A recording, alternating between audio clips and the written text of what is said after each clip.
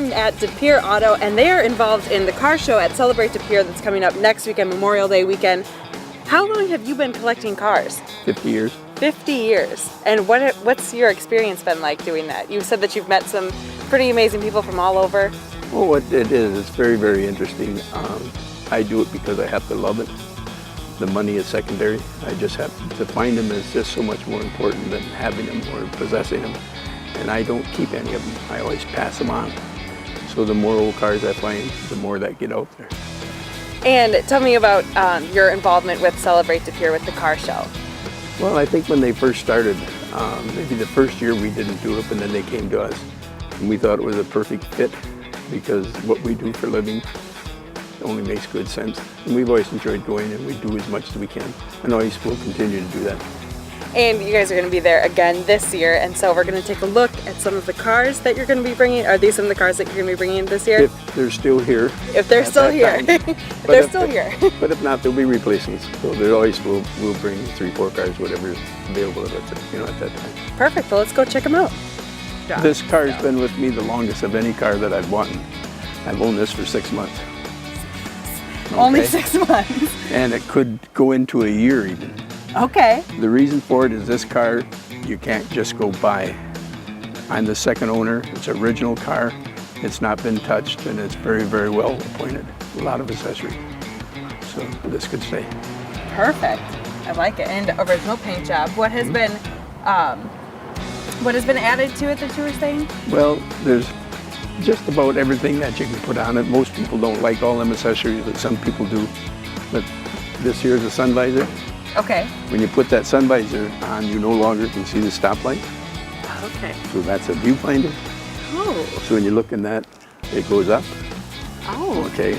Interesting. And then he decided to put 2 spotlights. They double as a mirror. Okay. Okay. And from there, he just went on and on. Wherever you look, but you'd have to know what you're looking at. That flipper's an accessory. That's called the nail guard. That's an accessory. Door edge guard's an accessory. When you look inside, it has a vacuum ashtray. Okay, what you do is you put your cigarette right here, this lever here. It's vacuum operated. That takes your cigarette, sucks it through a tube, puts it in a jar that spins off underneath the dash. They don't make them like that anymore. No, it was a accessory, if my memory serves me right, 57, 58. Right now on eBay, that would probably bring you $1,200, $1,500. Oh my gosh. And then it also has got a Wonder Bar radio, which was an accessory, a daytime mirror accessory, compass accessory.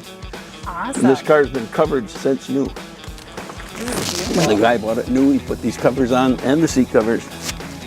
Awesome. But the neatest accessory of all is this. It's called the Continental Kit. Do that, and that allows access to your trunk. But these are very, very sought after, and still are. But there's another little accessory, a spare tire lock. And this one is very unique because when he put the Continental Kit on, he kept the original spare in it. Oh, wow. And there's something you'll never find. Factory toolkit. Oh my With gosh. your hammers and wrenches and so forth. And then the antennas are accessories. This is an accessory. This goes on and on and There's some history in this. you know, so I mean, yeah, it's just a neat car, and you know, the guy bought it and then passed it on to his kid, and his kid's older than I am. So it ended up with me.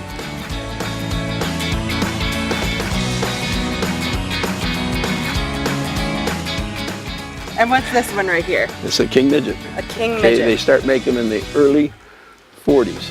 Oh, They wow. made 3 generations. You used to buy them in Popular Mechanic without a motor, and you put your own motor in. Okay. But then they evolved until they became a full-blown car company. And this is a 58.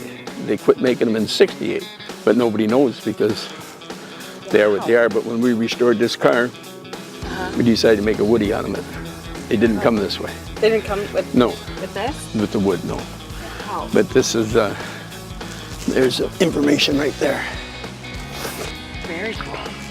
Very cool. But that was restored in our shop. You restored this one? And now we have this one. Okay. Right here, this nice bright one. This is what probably started, Chevrolet always had a good reputation, but this really made their reputation. When this car came out in '55, it was probably one of the top fastest cars on the street. Really? because they went from a 6-cylinder to a V8. Okay. Up till then, you had to have an Oldsmobile to beat anything. But this little car is an icon. 55, 56, 57. There'll always be somebody wanting to love this car. Right. It'll right. never be homeless. No, that's for sure. This is a restored car.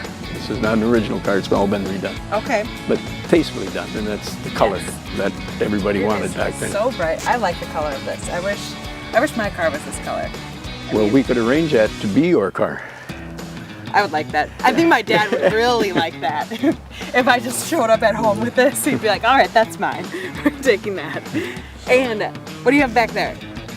This is a 1958. It's called a T-Birdie, which is appropriate for a golf cart. Okay. Okay. Why I restored this, I have no idea. None whatsoever. You can't be very intelligent to do this. But I happen to like the look of it, so what we use it for is to run from one shop to the other. And it's not quite finished yet, but it's roadable right now, so we've been using it.